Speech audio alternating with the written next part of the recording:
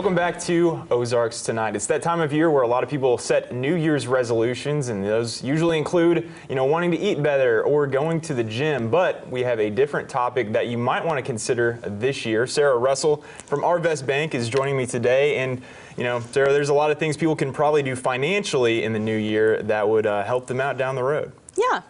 So, a lot of the decisions you make during the year start with your personal finances. So we recommend starting with an annual financial checklist. And those can be things that save you money during the year or protect what you've accumulated. And you can monitor that during the year and see where you're progressing and maybe what you have left to tackle. Sure. What would you recommend just to start off when someone, maybe they don't pay very much attention to their finances? What is probably the number one thing that you would recommend someone start off with here in 2019? Yeah, I would say the most important thing right now is identity theft protection. So a lot of financial institutions have monitoring in place, and you can check into that and see what you can set up. Those can be alerts you can put on your accounts or freezes in case there's unusual activity on your account. Actually, approximately 15 million Americans a year are victims of identity theft, so it's a pretty serious problem right now. Yeah, and what's the most common way people's identities are stolen? I think it can be various ways. I think it can be mail, it can be credit card fraud, debit card fraud. So definitely if you're somebody that uses a card a lot, those are definitely some monitoring things to check into. And it doesn't help, no matter how much money you save, if your identity gets stolen and that money gets stolen, it doesn't help out too much.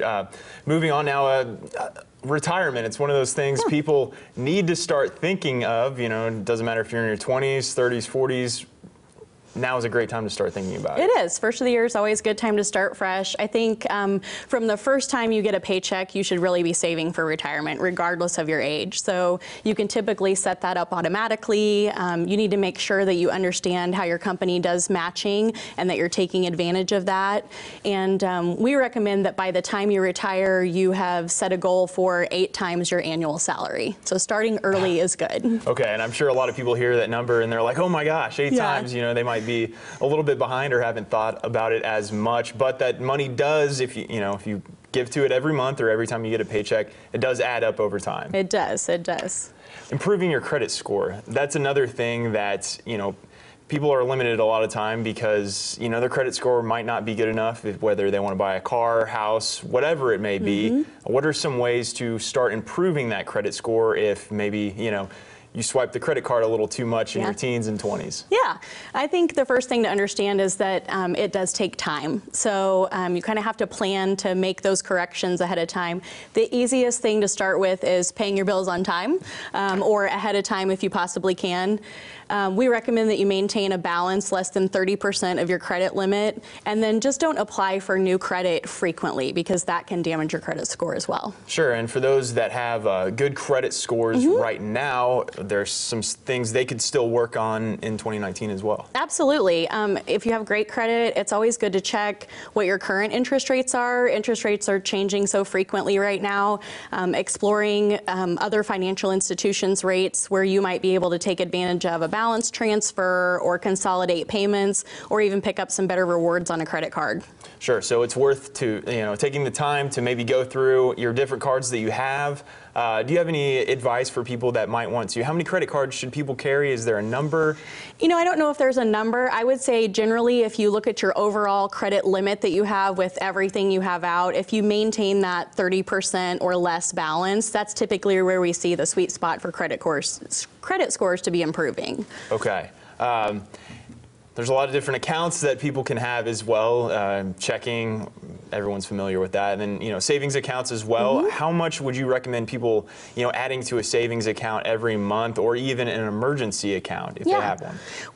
I think they're two different things. So having a savings account where you can have that commitment to not necessarily borrow from that account during the year, but also establishing an emergency fund, and those would be for major things like job loss, a major home repair, or major medical expenses. And we would recommend about 7 months' salary to be set aside in that emergency fund. Okay, I'm sure a lot of people hear that number and they kind of cringe a little bit because probably not a lot of people have an emergency fund that has that much money in it, but it's something.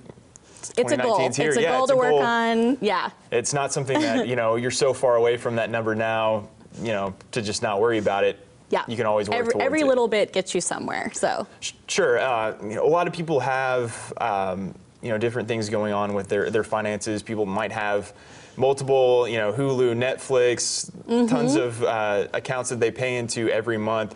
Any recommendations? Should people go through and maybe get rid of things they're not using to save a couple dollars here or there? I think that's I think every year where you can go through a financial checklist like that and say, these are my definite expenditures. These are things that are a little more discretionary, and just kind of giving yourself a check on where you're at financially is always helpful. And if you find that extra cash or you can save somewhere, putting that aside where you're not going to touch it is always a good plan. Sure. And what's something people can do that's very quickly to kind of just start the ball rolling on this in 2019? Something they can do fast. Yeah, I think probably the best thing to do is maybe pull your last 6 month statements. I think everybody's spending is probably a little bit higher right at the end of the year with the holidays. So if you can pull your own last month's statements and see where you spent, what you spent it on, and kind of add that all together, then you can find those gaps where you can maybe shut some payments off, make some transfers, and put some extra money aside. All right. Sarah Russell from Arvis Bank, thank you so much for being here today. Thank you. We'll be back with more after this.